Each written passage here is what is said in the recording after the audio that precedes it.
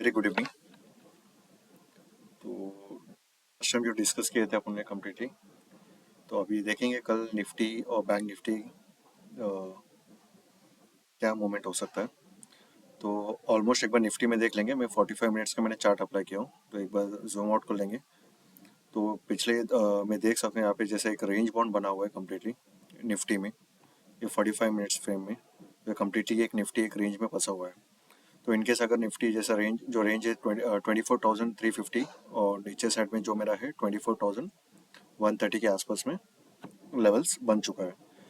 तो निफ्टी जैसे कल इनकेस अगर निफ्टी मुझे आसपास में जैसे 24,350 के आसपास में अगर दिख रहा है, और इनकेस कोई रिजेक्शन कैंडल दिख रहा है सब 15 या 10 मिनट के कैंडल में, तो मैं शॉर्टिंग के लिए अपॉर्चुनिटी देखूंगा।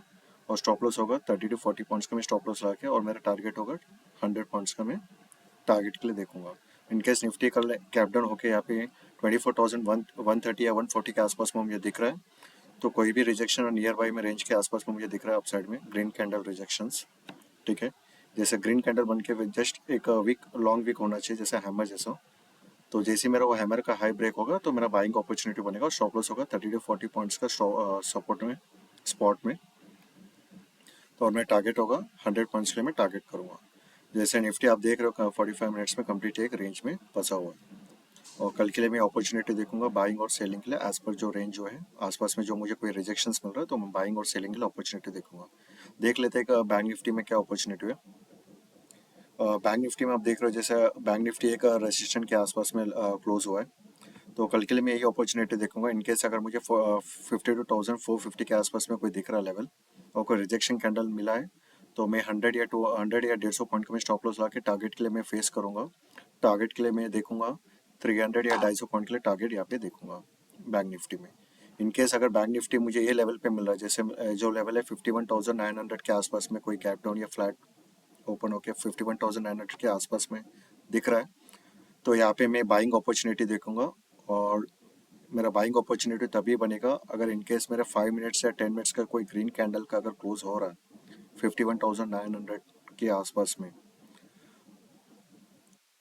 तो मेरा बाइंग अपॉर्चुनिटी बनेगा। और स्टॉप लॉस होगा 100 या 150 पॉइंट का बैंक निफ्टी स्पॉट का, और टारगेट्स होगा 250 300 पॉइंट का अपसाइड का टारगेट होगा। ये निफ्टी और बैंक निफ्टी हो गया। आज मैंने एक एग्जैक्ट इंडस्ट्री का मैंने स्टॉक आपको बोला था बाइंग साइड में जो स्विंग ट्रेड के लिए 440 के हिसाब से, तो ऑलमोस्ट जो हाई हो चुका है वो 446 के आसपास में हाई हुआ। ऑलमोस्ट एक मैं बोल सकता हूँ एक 6 पॉइंट का रैली अपन को एग्जैक्ट इंडस्ट्री में मिला है। तो कल देखेंगे निफ्टी बैंक निफ्टी में क्या व्यू हो सकता है और रैली कैसे होगा, वो देखेंगे एज पर अपना जो व्यू है आज का देख लेते हैं। जैसे मैंने आपको निफ्टी में बताया जो रेंज पे चल रहा है रेसिस्टेंट में अपना सेल होगा रिजेक्शन कैंडल पे, और बाइंग होगा रिजेक्शन कैंडल पे लो साइड में।